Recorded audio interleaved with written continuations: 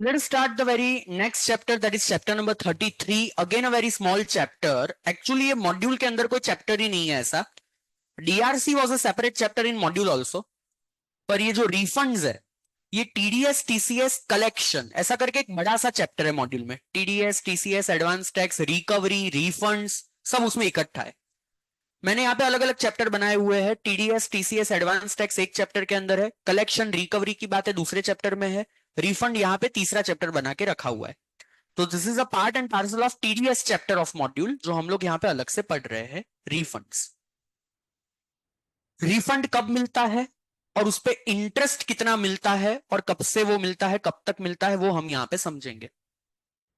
Section 237 and 242, who is eligible for refund. Refund कब मिलेगा, किसको मिलेगा? If the tax is actually paid, not payable. Actually आपने ज्यादा टैक्स भर दिया बाय हिम और ऑन बिहाफ ऑफ हिम, आपने आपके बदले किसी और ने आपका टैक्स ज्यादा भर दिया. As a result of excess TDS advance tax और tax reduced in appeal revision rectification etcetera. तो टीडीएस एडवांस टैक्स ये सब आपने ज्यादा भर दिया, या तो आपने टैक्स भर दिया फिर अपील रेफरेंस रिवीजन में आपका टैक्स कम हो गया, तो भी आपको रिफंड मिल जाएगा. 242 क्या बोलता है? When claim of refund is made, assessee cannot question correctness of the assessment. इसका मतलब क्या हुआ? असेसमेंट हो गया, असेसमेंट के अंदर आपको रिफंड दिया गया और आपने रिफंड क्लेम भी कर दिया, आपको रिफंड मिल भी गया. अब आप असेसमेंट गलत है ऐसा क्लेम नहीं कर सकते. You can't raise the correctness of the assessment. तो बेसिकली आप असेसमेंट की प्रोसीडिंग्स गलत थी, असेसमेंट सही तरीके से नहीं हुआ, ये कोई आर्ग्यूमेंट ग्राउंड्स ऑफ अपील में नहीं रख पाओगे अगर आपने रिफंड क्या कर दिया, क्लेम कर लिया. पर ठीक है, इन शॉर्ट आपने ज्यादा टैक्स भरा तो आपको रिफंड मिलेगा. If income is included in any other person under section 60 to 65, 60 to 65 किसके लिए है? Clubbing. That other person alone is entitle to get refund. इसका मतलब क्या है? मान लो मिस्टर ए की इनकम है और वो क्लब मिस्टर बी को हो रही है, तो उसके ऊपर जो टैक्स भरा होगा उसका रिफंड भी किसको मिलेगा? मिस्टर बी को. जिसको इनकम टैक्सेबल हुई, जिसने उसका टैक्स पे किया, रिफंड भी उसी को मिलेगा. अच्छा, इसका एक दूसरा इंटरप्रिटेशन क्या निकलता है? मान लो मिस्टर ए की इनकम हुई, टीडीएस डिडक्ट हुआ है मिस्टर ए का, पर वो इनकम टैक्सेबल हुई है मिस्टर बी को, तो ये टीडीएस की क्रेडिट भी किसको मिलेगी? मिस्टर बी को. और अगर वो ज्यादा टीडीएस डिडक्ट हो चुका है तो उसका रिफंड भी किसको दिया जाएगा? मिस्टर बी को. तो मिस्टर ए ऐसा बोल के रिफंड नहीं ले सकता कि मेरा टीडीएस गलत डिडक्ट हुआ है क्योंकि मुझे इनकम टैक्सेबल नहीं है तो I will claim refund of this TDS. You can't. जिसको इनकम टैक्सेबल होने वाली है इस टीडीएस की क्रेडिट भी उसको मिलेगी, उसका रिफंड भी वो पर्सन ही क्लेम करेगा. Mister A can not claim the refund of TDS deducted. तो ये बहुत ध्यान रखना है क्लबिंग के केस में. अगर मिस्टर ए की इनकम मिस्टर बी को क्लब हो रही है तो रिटर्न फाइल करते वक्त उसका जो टीडीएस डिडक्ट हुआ है उसकी क्रेडिट भी किसके रिटर्न में लेनी पड़ेगी? मिस्टर बी के रिटर्न में. अगर वो भूल गए तो मिस्टर बी को भी इसका रिफंड नहीं मिलेगा, मिस्टर ए को भी इसका रिफंड नहीं मिलेगा. If no refund claim due to death, incapability, insolvency, dissolution या तो लिक्विडेशन, तो आपका जो लीगल गार्जियन है वो रिफंड क्लेम करेगा. तो किसी पर्सन की डेथ हो गई, करोड़ रुपए का रिफंड लेने का था, तो चिंता मत करना, लीगल गार्जियन उसके बदले रिटर्न फाइल करके उसका रिटर्न रिफंड जो है वो क्लेम कर सकता है. Every refund claim will be made at the time of furnishing return as per section 139. देखो बहुत सारी जगह पे ऐसी लाइन लिखी होती है, the return filed under this section will be considered as filed under 139. तो उसका मतलब क्या होता है? उसका मतलब वो रिटर्न कंसीडर होगा और उसमें अगर रिफंड मांगा है तो वो दिया भी जाएगा. अब जैसे सेक्शन 148 था, रीअसेसमेंट, उसमें बताया जाता है कि आपका केस रीओपन होगा और आपको बोला जाता है कि file return of income with in a period of 3 month. उसमें एक लाइन थी कि अगर वो पर्सन 3 महीने के अंदर रिटर्न फाइल करेगा it will be considered as if filed under 139, और अगर उसके बाद वो फाइल करेगा it will not be considered as if filed under 139. इसका मतलब क्या? अगर आपने वो 3 महीने के अंदर अंदर रिटर्न फाइल करके रिफंड मांगा तो मिलेगा क्योंकि वो रिटर्न 139 वाला रिटर्न कंसीडर्ड हो गया. और अगर वो 3 महीने के बाद अगर आपने रिटर्न फाइल किया तो वो 139 का रिटर्न माना जाएगा नहीं, इसका मतलब उसका रिफंड भी आपको मिलेगा नहीं।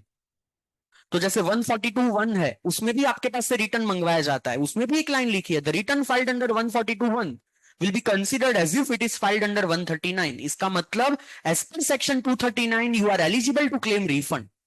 पर अगर लेट रिटर्न फाइल करोगे, वो लोग कंसिडर नहीं करते इसको 139 का रिटर्न, इसका मतलब वो रिटर्न कंसिडर ही नहीं होगा। आपने जो रिफंड मांगा है वो जैसे मांगा ही नहीं है वैसे ट्रीट होगा और वो पैसा गवर्नमेंट लेके चली जाएगी। 239A क्या बोलता है, देखो एक केस समझाता हूं, नॉन रेजिडेंट टैक्सेशन हमारा बाकी है पर एक बेसिक चीजें समझ सकते हो। फॉर एग्जांपल एक कंपनी है AINC, इंडिया में वो कोई बिजनेस कर रही है और मिस्टर ए इसके इसको पेमेंट करने वाला है। नाउ हो ये रहा है कि AINC की जो इनकम है वो DTAA में कवर्ड है, double taxation avoidance agreement between USA and India. और एज पर दिस अग्रीमेंट ये AINC की जो इनकम है ना वो सिर्फ 2% के हिसाब से टैक्सेबल होगी। और उसने TDS के बारे में कुछ नहीं लिखा। तो जब TDS डिडक्ट करने की बारी आती है तो TDS तो हमें किस तरीके से डिडक्ट करना पड़ेगा, as per the income tax law. And let's assume income tax law बोलता है फॉरेन कंपनी का TDS उसके फिनांस एक्ट के रेट के हिसाब से डिडक्ट करो, which is now 35%। Foreign company को जो 40% था वो अब कितना हो गया, 35%।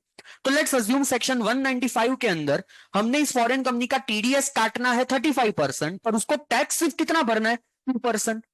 तो अब ये AINC क्या बोल रही है मिस्टर ए को, डील थोड़ा होल्ड पे रखो, तुम अगर 35% TDS काट के मुझे पैसा दोगे तो मेरे को तो सिर्फ 65% पैसा मिला, जबकि मुझे टैक्स तो सिर्फ कितना भरने का आ रहा है इंडिया में, 2%।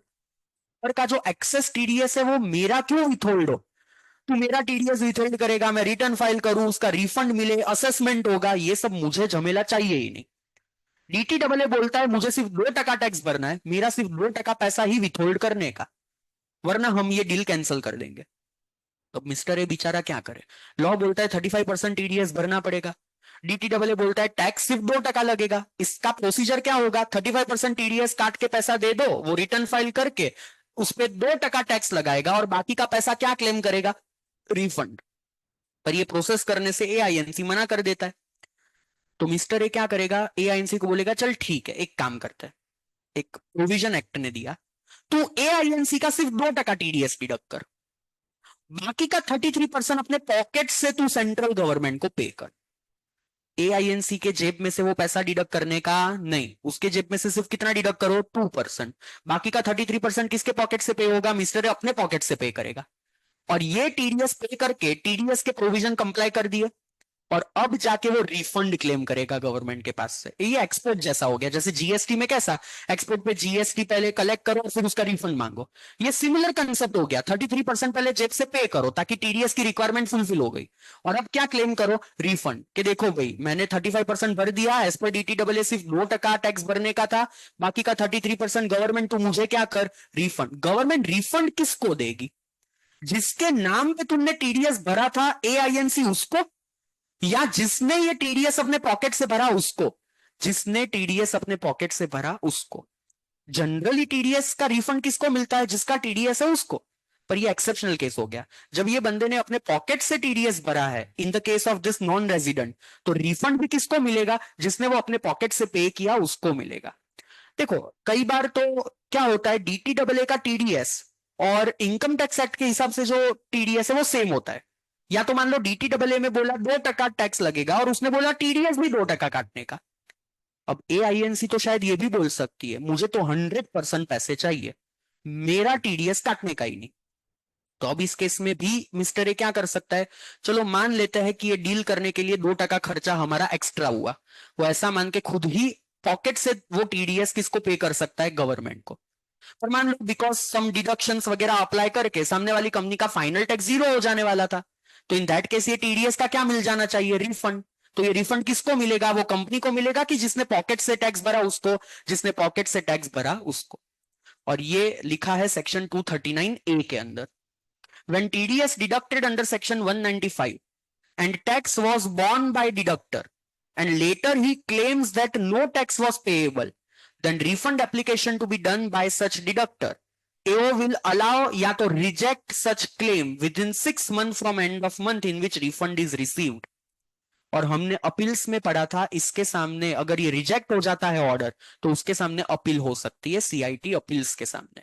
तो ये 239A का जो रिफंड ऑर्डर का रिजेक्शन आता है अगर कि भाई नहीं हम तुझे रिफंड नहीं देंगे, तो उसके सामने आप अपील में भी जा सकते हो। तो बेसिकली 239A सिंपली क्या बोलता है, अगर डिडक्टर ने अपनी जेब से TDS भरा in the case of section 195 is basically TDS while making the payment to non resident और फॉरेन कंपनी, तो उस केस में रिफंड भी किसको मिलेगा, डिडक्टर को मिलेगा। Section 240, if refund due to appeal और any order, AO shall pass the order of refund without application of assessee. मान लो असेसमेंट ऑर्डर आया, उसने बोला था कि तुम्हें फॉर एग्जांपल टैक्स भरना है 10 करोड़ का, बंदा अपील में चला गया। अब अपील में गया तो स्टे पिटिशन फाइल करेगा, पर स्टे पिटिशन फाइल करने के लिए कितना पेमेंट कर देना है, 20% ऑफ द डिमांड। तो उसने 2 करोड़ रुपया भर के स्टे पिटिशन ला दिया, अपील में वो जीत गया।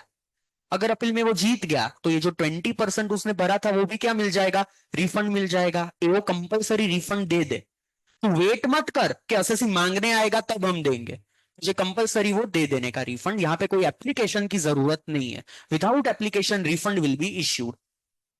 If fresh assessment is ordered, appeal में ऐसा बोला गया कि भाई we let's say cancel this assessment, we are referring back the case to AO you do the fresh assessment now, तो रिफंड कब दिया जाएगा, only on such fresh assessment completion. ये फ्रेश असेसमेंट कंप्लीट जब होगा तब उसका फाइनल रिफंड दिया जाएगा, तब तक रिफंड विथहोल्ड कर देने का।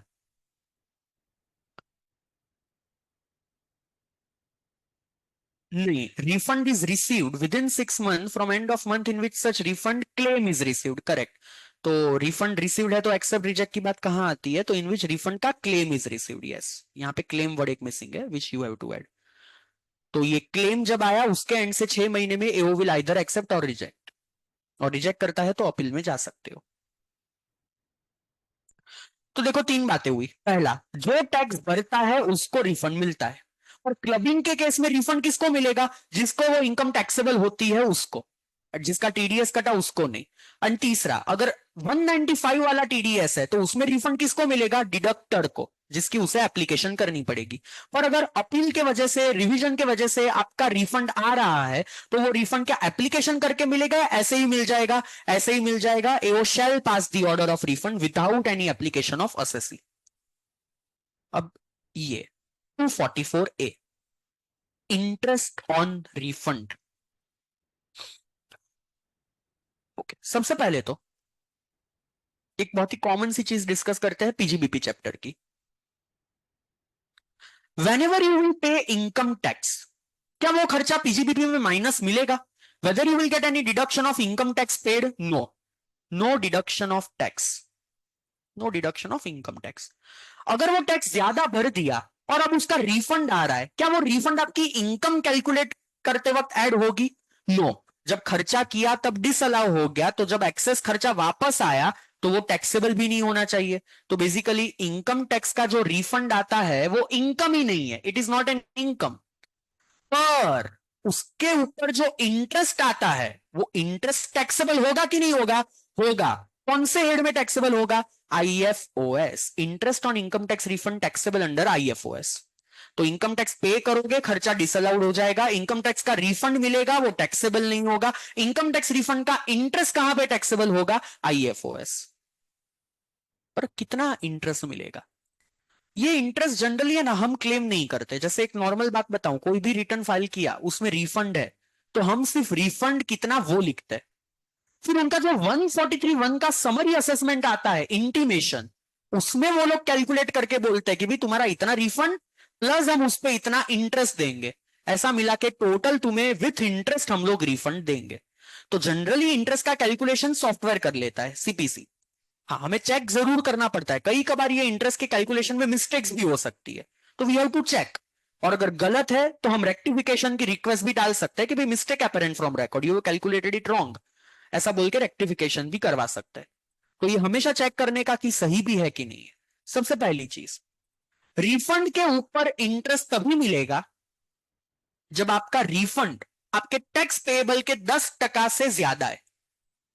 अगर आपका रिफंड आपके टैक्स पेएबल के 10% से कम है तो रिफंड का इंटरेस्ट भूल जाओ, इंटरेस्ट नहीं मिलेगा।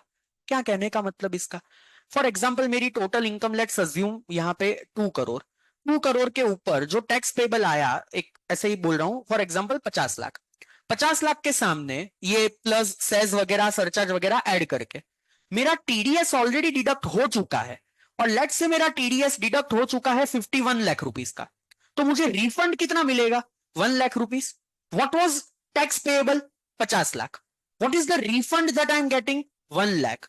मेरे रिफंड की अमाउंट मेरे टैक्स पेबल के 10% से ज्यादा नहीं है। इस 1 लाख पे मुझे कोई इंटरेस्ट नहीं मिलेगा। तो 143(1) के सामने ये क्वेश्चन रेज मत करना, क्यों इंटरेस्ट नहीं गिना रिफंड का? क्योंकि तुम्हारा जो रिफंड है वो टोटल टैक्स के 10% से क्या है? कम है।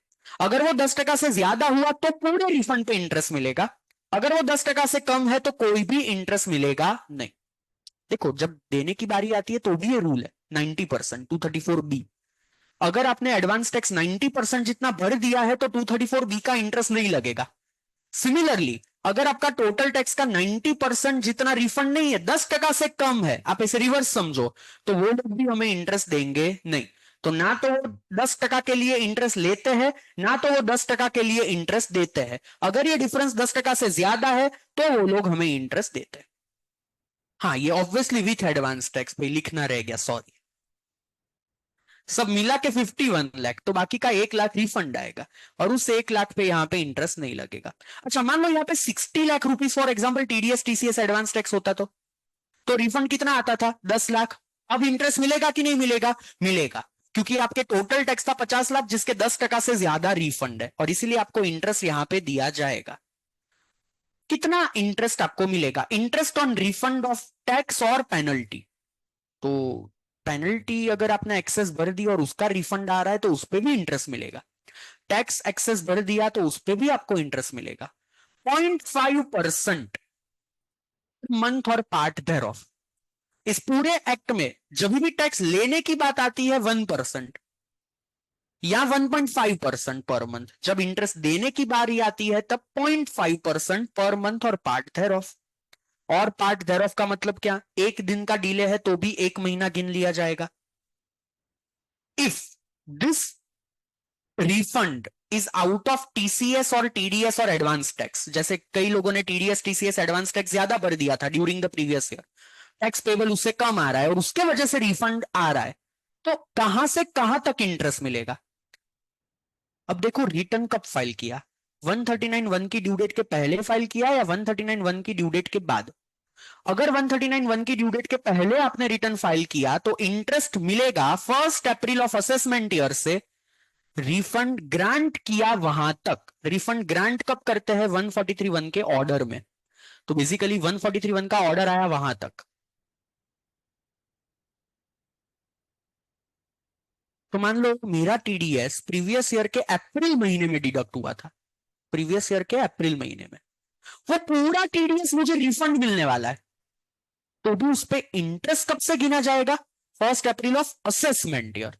प्रीवियस ईयर में जो पैसा ज्यादा भरा उस पर कोई इंटरेस्ट नहीं है, इंटरेस्ट चालू होता है 1 अप्रैल of assessment.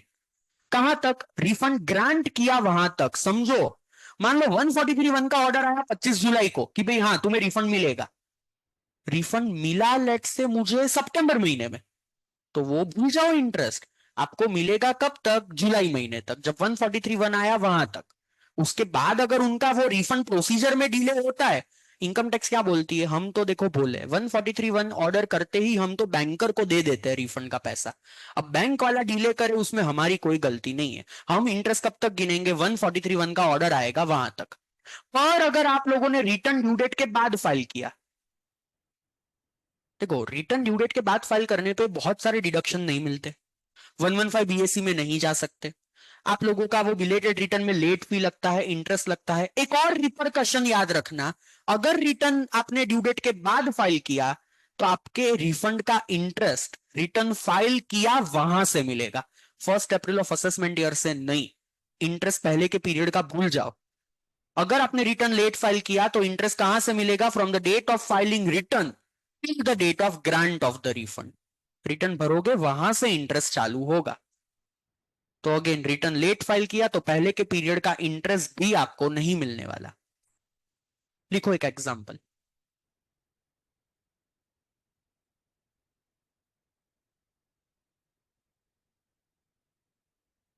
Mister A filed return of income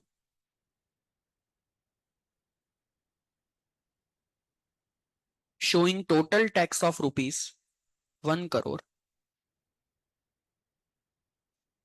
and TDS is rupees 1.20 crore.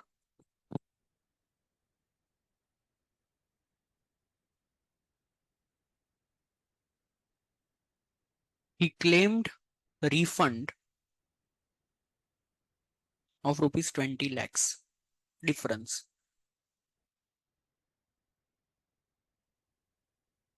for financial year 24-25.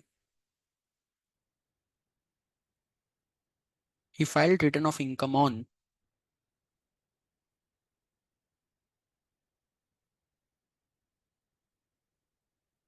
first July 25 और दूसरा ऑप्शन he filed on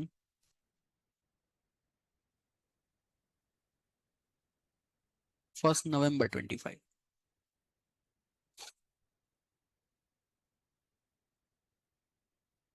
दोनों को ऐसा एरो करके लिखो 143(1) on 30th November 25.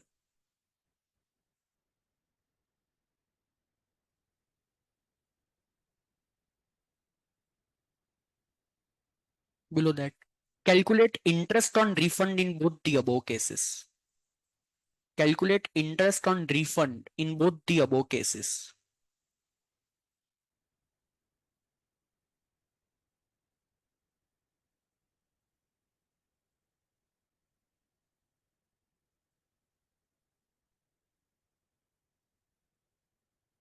दोनों केसेस कौन से? पहला जिसमें आपने रिटर्न फाइल किया 1 जुलाई को, दूसरा जिसमें आपने फाइल किया 1 नवंबर को, अज्यूमिंग कि ये ट्रांसफर प्राइसिंग वाला पर्सन नहीं होगा। अच्छा, what is the due date of filing return? Normal person 31 जुलाई, ऑडिटेड है तो 31 अक्टूबर, ट्रांसफर प्राइसिंग है तो 30 नवंबर। लेट अस अज्यूम ये ट्रांसफर प्राइसिंग वाला नहीं है, तो या तो 31 जुलाई हो सकता है या तो 31 October, and 1 November is anyways after both this due date. तो पहले वाले में रिटर्न ऑन टाइम फाइल किया, दूसरे वाले में बिलेटेड रिटर्न फाइल किया। पर हाँ, 31 दिसंबर के पहले कर दिया क्योंकि वहां तक ही कर सकता है। 143(1) दोनों ही केस में 30 नवंबर को आया। You have to calculate interest.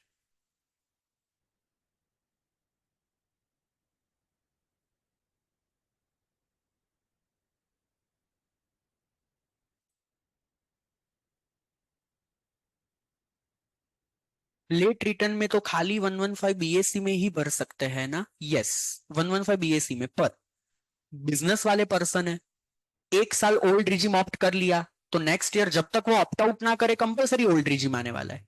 तो अगर नेक्स्ट ईयर उन्होंने बिलेटेड रिटर्न फाइल किया तो भी ओल्ड रिजिम में भर सकते हैं क्योंकि उन्होंने पिछले साल ओल्ड रिजिम ऑप्ट कर लिया था और इस साल ऑप्ट आउट भी नहीं किया है। हाँ, अदर देन बिजनेस वालों को कंपलसरी 115 बीएससी बिलेटेड रिटर्न में।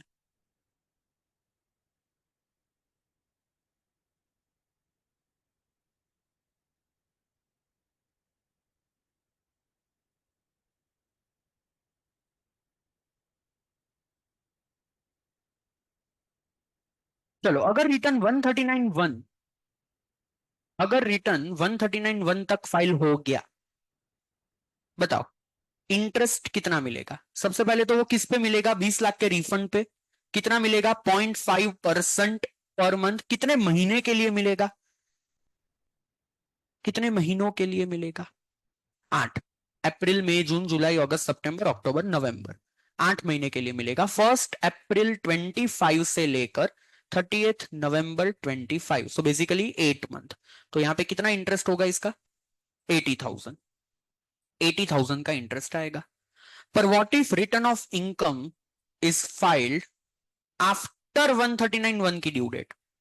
बिलेटेड रिटर्न फाइल किया तो इन दैट केस इसका इंटरेस्ट कैसे कैलकुलेट होगा? 20 लाख इंटू 0.5% इंटू 1 मंथ, सिर्फ 1 महीना। कैसे? 1 नवंबर रिटर्न फाइल किया, वहां से 30 नवंबर 25। अच्छा, व्हाट इफ ये 143(1) इस केस में 2 दिसंबर को आता? तो 2 महीना हो जाता। पर यहाँ पे 10th, इसलिए ध्यान रखना बिलेटेड रिटर्न जो होता है ना वो फटाफट प्रोसेस हो जाता है। If you will observe, belated return फटाफट प्रोसेस होता है क्योंकि उन्हें पता है कि बिलेटेड रिटर्न में हमें इंटरेस्ट वैसे भी कम देना है, तो चलो और थोड़ा कम देते हैं। रिटर्न फाइल किया, वहां से 143(1) का ऑर्डर आया, वहां तक ही देना पड़ेगा। कई सारे बिलेटेड रिटर्न तो जिस दिन फाइल करोगे उसी दिन प्रोसेस हो जाएगा, तो बेसिकली इंटरेस्ट के चांसेस एकदम कम हो जाएंगे, वो लोग बिलेटेड फटाफट प्रोसेस करेंगे।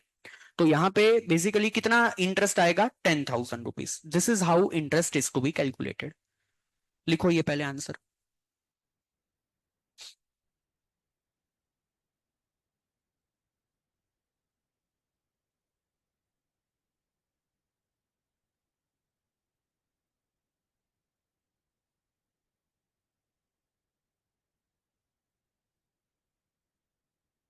ओके, नीचे एक दूसरा क्वेश्चन लिखो। What if in the above example, what if in the above example, total tax is 1 crore? What if in the above example, total tax is 1 crore and refund is rupees 9 lakh? And refund is rupees 9 lakh. What will be interest in both the cases? What will be interest in both the cases? चलो, अगर refund 9 lakh का है तो गिनो और बताओ कितना interest. दोनों ही केस में कितना इंटरेस्ट आएगा, 0। क्यों 0? Refund is not more than 10% of total tax. नीचे आंसर में लिखो, as per section 244A, as per section 244A, if refund is less than 10%, if refund is less than 10% of the tax determined, less than 10% of the tax determined, then no interest will be granted. Then no interest will be granted.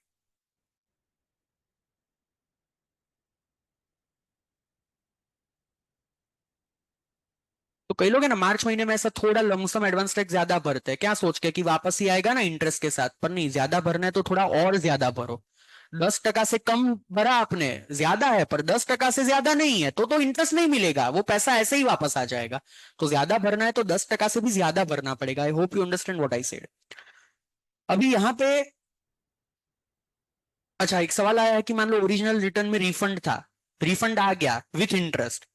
अब belated return में हमने tax भरने का निकाला क्योंकि हमारी कोई income रह गई थी बताने की, और अब टैक्स पेएबल आ रहा है, तो जो रिफंड हमें मिल गया वो वापस लौटाना पड़ेगा, ऑब्वियसली यस, विथ इंटरेस्ट। और वो इंटरेस्ट है 234D, interest on refund wrongly credited. वो बाद में आएगा इंटरेस्ट वाले चैप्टर में। तो जो रिफंड गलत आ गया उसको वापस देते वक्त अलग से इंटरेस्ट देना पड़ेगा, वो 1% के हिसाब से देना है, तो वो अलग चीज हो जाती है। अच्छा, कई बार क्या करता है कि मान लो 31 जुलाई को मुझे पता है कि मेरा रिटर्न फाइलिंग आएगा, 31 मार्च चला गया, असेसमेंट ईयर स्टार्ट हो गया। अब मुझे टीडीएस टीसीएस एडवांस टैक्स मेरा इनफ नहीं है, मुझे सेल्फ असेसमेंट टैक्स भरना पड़ेगा, ये मुझे पता है।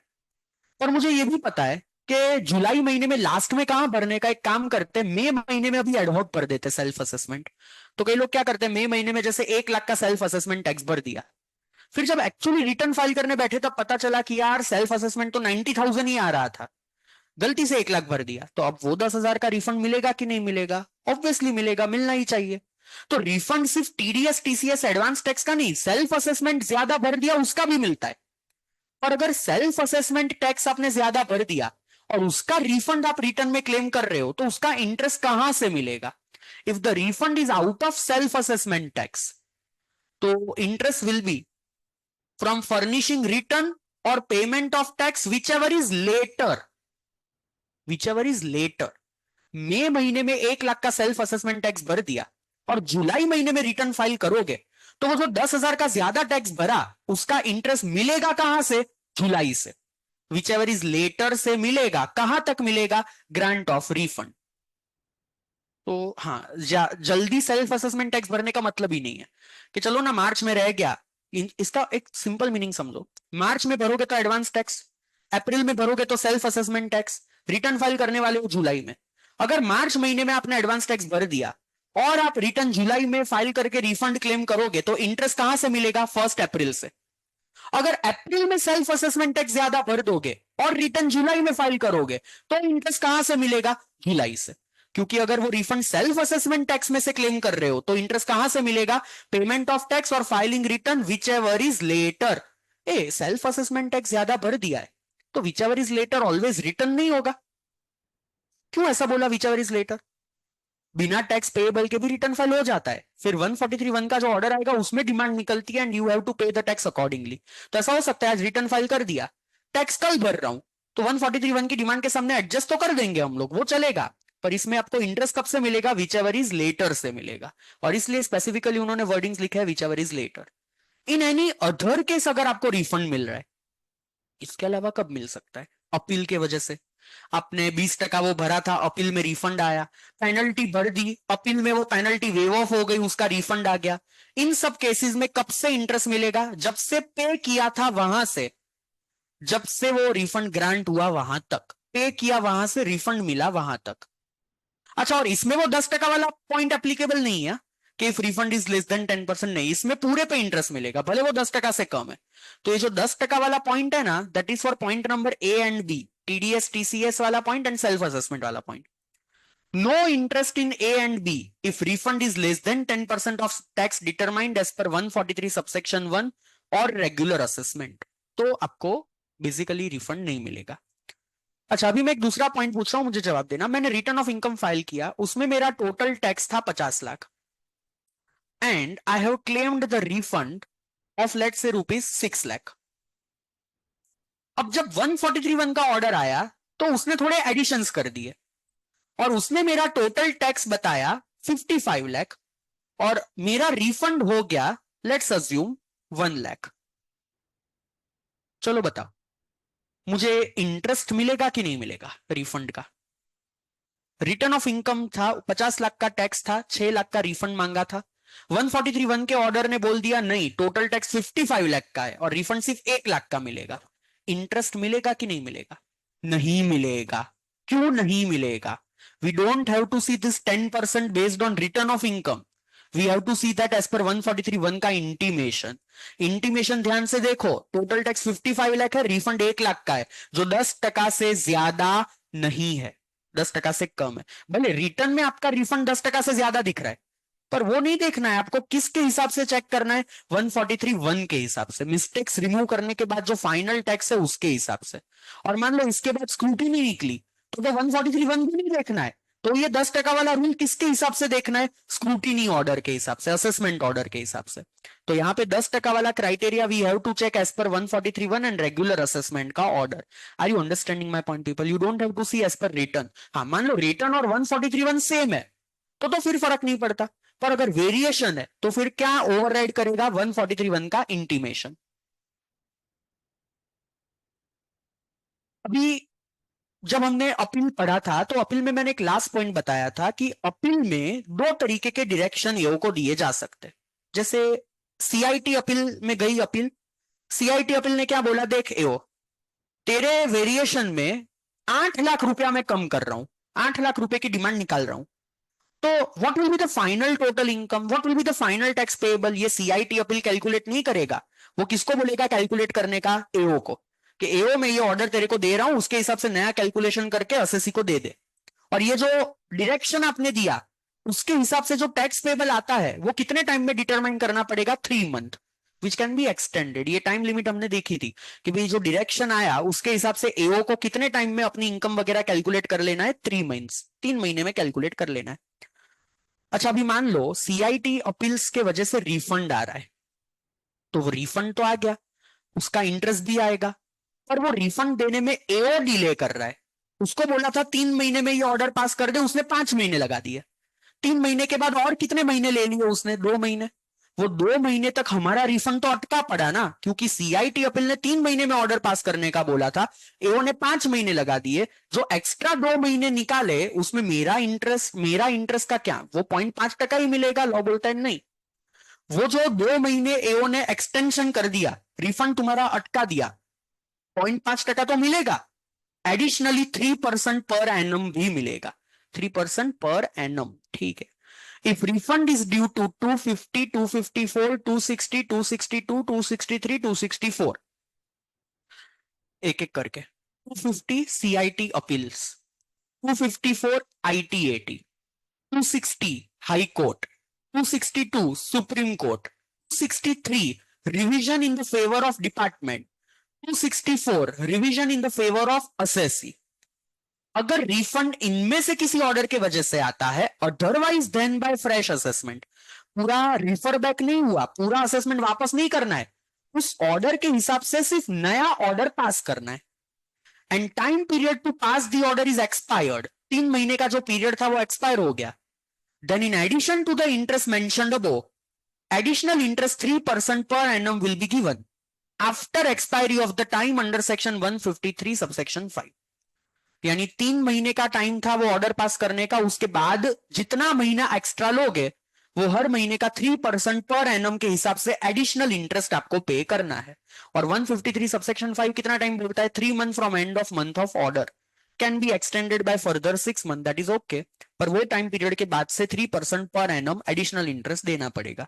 तो ये रेयर सिनारियो हो गया कि भाई अपील का ऑर्डर आया, एओ को बोला गया चल नया ऑर्डर पास कर दे, इस तरीके से कंप्यूटेशन करके AO is working like a clerk, जो अपील के ऑर्डर के हिसाब से कंप्यूटेशन बनाएगा। 3 महीने में कंप्यूटेशन बना देना है, तब तक 0.5% इंटरेस्ट मिलेगा। अगर वो 3 महीने से डिले कर देता है, 0.5% का इंटरेस्ट तो मिलेगा, एडिशनली 3% पर एनम के हिसाब से भी इंटरेस्ट देना पड़ेगा, that is called as additional interest. अगर डिडक्टर को रिफंड देने वाले हो, डिडक्टर को रिफंड क्यों दोगे? 239A, कि भाई उसने टीडीएस अपने पॉकेट से भरा था, तो रिफंड भी किसको मिलेगा? डिडक्टर को, उसको भी इंटरेस्ट पे करने का। अगर रिफंड है तो कितना इंटरेस्ट पे करने का? 0.5% पर मंथ। कब से? उसने क्लेम किया वहां से, ग्रांट किया वहां तक, उसने पे किया तब से नहीं, रिफंड क्लेम किया वहां से। मान लो उसने टीडीएस अपने पॉकेट से भर दिया था एक्सेस वाला अप्रैल महीने में, पर रिफंड वो मांग रहा है लेट से सितंबर महीने में, और ग्रांट हुआ दिसंबर महीने में, तो उसको इंटरेस्ट कहां से कहां तक मिलेगा? सितंबर से दिसंबर। If delay in the refund is due to assessee और deductor, delay to be excluded for interest on refund. दादागिरी क्या बोल रहे ये लोग? मान लो तुमने रिटर्न फाइल किया, रिटर्न फाइल करने के बाद तुम्हारा रिटर्न डिफेक्टिव था, हमने 139(9) की नोटिस भेजी, 15 दिन का टाइम दिया डिफेक्ट रेक्टिफाई करने में, तुमने 15 दिन के अंदर लेट्स से एग्जैक्ट 15वें दिन पे रेक्टिफाई किया, फिर हमने वो प्रोसेस करके 143(1) का ऑर्डर पास किया, तो बेसिकली हमें इंटरेस्ट 1 अप्रैल से 143(1) तक देना है। अरे पर बीच का 15 दिन तो तुम्हारी गलती थी ना, तुम्हारी गलती की वजह से वो 15 दिन एक्सटेंड हुआ, क्योंकि तुमने रिटर्न डिफेक्टिव फाइल किया था। तो हम वो 15 दिन का इंटरेस्ट नहीं देंगे, वो 15 दिन हम हटा देंगे इंटरेस्ट में से, बाकी के पीरियड का हम तुम्हें इंटरेस्ट देंगे। तो अगर कोई एक्सटेंशन हो रहा है असेसी के वजह से, कि भी उसने गलत रिटर्न फाइल कर दिया था उसका, अच्छा या मान लो रिटर्न फाइल कर दिया था पर वो ई वेरीफाई ही नहीं कर रहा था, 30 दिन के बाद ई वेरीफाई किया, तो वो 30 दिन हम तो प्रोसेस करना चाहते थे, पर तुमने ई वेरीफाई नहीं किया तो हम प्रोसेस कैसे कर सकते? तो वो 30 दिन का डिले तो तुम्हारी वजह से हुआ, हम उतना पीरियड हटा देंगे। और इसीलिए आधार ओटीपी से तुरंत वेरीफाई करना सबसे अच्छा, क्योंकि अगर डिले करके वेरीफाई करोगे तो उतने पीरियड का तुम्हें इंटरेस्ट भी नहीं मिलेगा। रिटर्न फाइलिंग से वेरीफाई करोगे, उसके पीरियड के दौरान का इंटरेस्ट चला जाएगा, क्योंकि वो डिपार्टमेंट की गलती नहीं है, वो तुम्हारी गलती है, भला वो क्यों इंटरेस्ट दे। तो if delay in the refund is due to assessee or deductor, delay to be excluded for interest on refund. Sir, what is the time limit for IT department to process a defective return response? There is no such response. 143(1) का order वो कभी भी ला सकते हैं, उसका वो लोग हमें इंटरेस्ट देंगे। हमारा 139(9) का रिस्पॉन्स हमने दे दिया, उसके बाद से इंटरेस्ट वापस चालू हो जाएगा, क्योंकि अब उनके साइड से पेंडिंग है।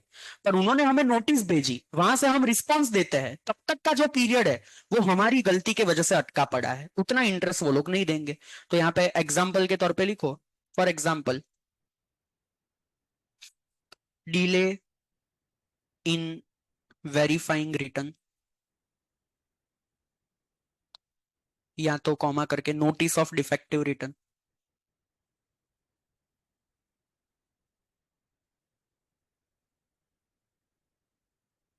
We do not see the days, correct, but what if इसके वजह से 13th अगस्त है और हमारे वजह से 15 दिन का डिले है, तो वो 15 दिन निकाल देंगे तो पूरा एक महीना चला जाएगा, तो उनको एक महीने का कम इंटरेस्ट देना पड़ेगा।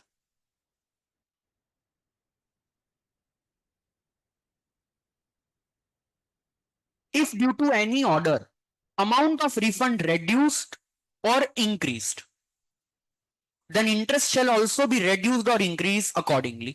यानी मान लो रिटर्न के हिसाब से 1 लाख रुपए का रिफंड था, तो हमने 1 लाख का इंटरेस्ट गिन के पे कर दिया। अब लेट्स से अपील्स वगैरह के हिसाब से 1,25,000 का रिफंड आ गया, तो वो जो 25,000 का रिफंड बढ़ा उस पे इंटरेस्ट भी तो बढ़ेगा, और वो इंक्रीज जो होगा वो पे कर देने का, मतलब रिवर्स हुआ। 1 लाख का रिफंड था, इंटरेस्ट के साथ पे कर दिया, अब ड्यू टू अपील या असेसमेंट 90,000 का रिफंड हो गया, तो उसका अकॉर्डिंगली इंटरेस्ट भी क्या हो जाएगा, रिड्यूस हो जाएगा।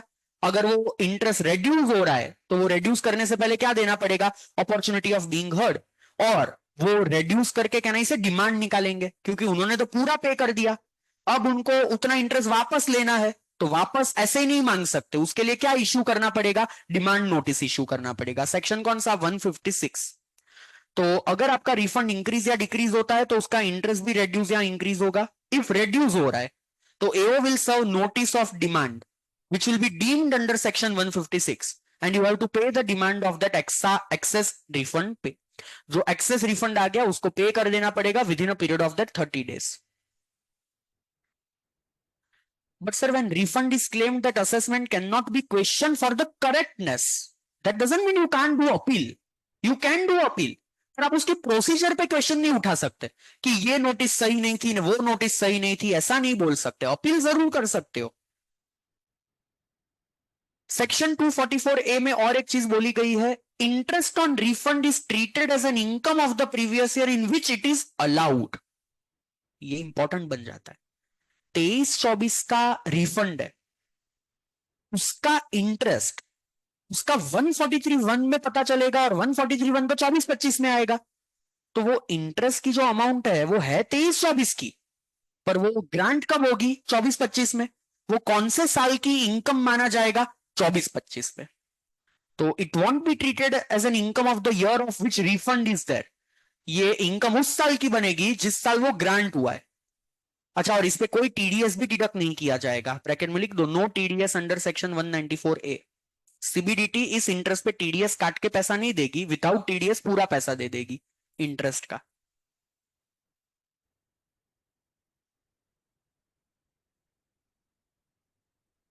और इसीलिए मान लो 23-24 का रिफंड है जो 24-25 में इश्यू होता है, तो उसके 24-25 के 26AS में और एआईएस में ये interest on income tax refund आता है। तो वो 23-24 में नहीं आता, वो 24-25 में आता है, जिस साल 143(1) इश्यू होता है उस साल में, क्योंकि वो इनकम भी उसी साल की है। Section 245 powerful section. आपकी किसी भी पुराने साल की डिमांड है और करंट ईयर का रिफंड है, सेट ऑफ कर सकते हैं, they can set of that. आपका असेसमेंट प्रोसीजर चल रहा है, तो असेसमेंट के दौरान आपने जो रिटर्न फाइल किया उसका रिफंड वो लोग अटका के रख सकते हैं, क्या पता वो रिफंड वापस लेने का आ जाए। 245 is giving the power, they can withhold my refund during assessment, they can set off my refund against the outstanding demand of previous years। section 245 AO CIT PCIT CCIT PCC may set off refund against any sum payable after intimation to assessee। सीधा set off नहीं मारते, पूछते हैं we want to propose this refund against outstanding demand of earlier year, can we do so। आप क्या बोलोगे, मत करो, हाँ बोल सकते हो, क्योंकि वो डिमांड गलत रेस की है, मैं उसके सामने अपील में गया हुआ हूं, तो वो लोग क्या करेंगे, फॉर द टाइम बिंग पूरा रिफंड दे देंगे और वो डिमांड एज इट इज रखेंगे। वो सुनते हैं, ऐसा नहीं है कि आप डिनाई करोगे तो वो सेट ऑफ करेंगे, नहीं, वो पूरा रिफंड दे देते हैं और वो डिमांड अबेयंस में रखते हैं, यानी एज इट इज रखते हैं, कंपलसरी सेट ऑफ नहीं करेंगे। पर इसका रिस्पॉन्स नहीं दिया, 245 हेडिंग लिखा होता है मेल का, वो देख के भी इग्नोर किया होगा खुद नॉर्मल, नहीं वो रिफंड सेट ऑफ हो जाएगा, वो नहीं मिलेगा, इंटरेस्ट भी भूल जाओ, रिफंड भी भूल जाओ, वो डिमांड के सामने एडजस्ट हो गया। तो अच्छा, in case of pending assessment और reassessment, if AO is of the opinion that grant of refund can adversely affect the revenue, he can withhold the refund up to the date on which such assessment reassessment is completed। इसका एक दूसरा मतलब भी समझो, assessment चल रहा है 22-23 का, आपने रिटर्न फाइल किया है 23-24 का, जिसमें रिफंड आप मांग रहे हो। 23-24 का असेसमेंट नहीं चल रहा है, 22-23 का चल रहा है। पर ये वो क्या बोल रहा है कि 22-23 के असेसमेंट में टैक्स की डिमांड आएगी और वो शायद आप पे ना करो तो हम आपके 23-24 का रिफंड भी विथहेल्ड कर देते। शायद अगर आप पे नहीं करोगे तो हम इसके सामने क्या कर देंगे, एडजस्ट कर देंगे। तो अगर किसी एक साल का असेसमेंट चल रहा है, किसी दूसरे साल का रिफंड है, तो वो उसे विथहेल्ड करके रख सकता है। कब तक विथहेल्ड करके रख सकता है? जब तक आपका असेसमेंट चलेगा तब तक। अच्छा, पहले तो 245 ज्यादा स्ट्रिक्ट था। एक साल पहले तक 245 क्या बोलता था, पावर ऑफ एओ। अगर उसे लगता है कि इस पर्सन के रिटर्न में कोई प्रॉब्लम है या इसने इसका असेसमेंट आ सकता है, तो वो विदाउट स्टार्टिंग असेसमेंट भी रिफंड विथहोल्ड कर सकता था। अब वो पावर छीन लिया गया। बोला ऐसे ही रिफंड किसी का नहीं अटकाने का। असेसमेंट चालू हो गया है तो विथहोल्ड करो, ठीक है। असेसमेंट चालू ही नहीं हुआ, 143(2) की नोटिस ही नहीं गई है, इन दैट केस आप किसी का रिफंड विथहोल्ड नहीं कर सकते, वो सीधे सीधा पे कर देने का। तो आउटस्टैंडिंग डिमांड अगर है आपके वो ई प्रोसीडिंग्स के टैब में, आउटस्टैंडिंग डिमांड के टैब में, और आप रिफंड मांग रहे हो, तो ध्यान रखना पड़ेगा 143(1) के ऑर्डर आने के पहले 245 का इंटीमेशन आता है कि हम इस रिफंड को आउटस्टैंडिंग डिमांड के सामने सेट ऑफ करना चाहते हैं, करे कि ना करे। उसका रिस्पॉन्स नहीं दोगे तो वो सेट ऑफ करके 143(1) में लिख देगा कि रिफंड इज रिड्यूस्ड, या तो जीरो हो गया। और अगर आप रिस्पॉन्स देके बोलोगे सेट ऑफ मत करो, वो डिमांड अलग है, ये चीज अलग है, उसके सामने अपील में हम लोग गए हैं, वो इनकरेक्ट है, तो वो पूरा रिफंड आपको 143(1) में इंटरेस्ट के साथ दे देंगे। तो ये 245 की प्रोसीजर रहती है। वो डिमांड क्यों रेज हुआ, उसका नेचर एंड डिटेल्स मिलते हैं सर, ऑब्वियसली वो आउटस्टैंडिंग टैब में जाओ, वहां पे रीजन के साथ लिखा होता है। उस साल का रिटर्न जब प्रोसेस हुआ रहेगा तभी वो डिमांड आई होगी 143(1) में, जिसका आज तक आपने कुछ नहीं किया होगा, इसलिए वो अभी भी है। आज तो देखा गया, मेरा कल ही एक क्लाइंट का आया जहां पे 12-13 की आउटस्टैंडिंग डिमांड रिफंड के सामने एडजस्ट करने का प्रपोजल आया है। तो ये पुरानी डिमांड सारी निकाल रहे हैं धीरे धीरे और रिफंड के सामने एडजस्ट कर रहे हैं। तो चालू किया ये कुछ नाटक, ठीक है, अभी पहला साल है तो करने दो, 5वें साल तक कम हो जाएगा। ठीक है, तो that was all about refund 244(8), इसका इंटरेस्ट एंड वो सेट ऑफ करने का power is given under section 245। That was all about refund. आज नया कोई चैप्टर चालू नहीं हो रहा है, ये छोटा सा टॉपिक था। नेक्स्ट लेक्चर में one important chapter which we are starting, Tuesday को मेरा लेक्चर आएगा मोस्ट प्रोबेबली, मंडे तो रक्षाबंधन की छुट्टी होगी। Miscellaneous provision I start. Miscellaneous provision don't go bye it's name, it is not miscellaneous actually. 269 269 वगैरह जो रिपोर्टिंग सेक्शंस होता है वो सब की बातें वहां पे होगी। AIS 26AS उसकी सब बातें होगी। SFT स्पेसिफाइड फाइनेंशियल ट्रांजैक्शन वो सब भी होगा। तो that is an important chapter of all other provisions. Will see you on Tuesday most probably, otherwise as per the time table. Thank you so much guys, bye bye.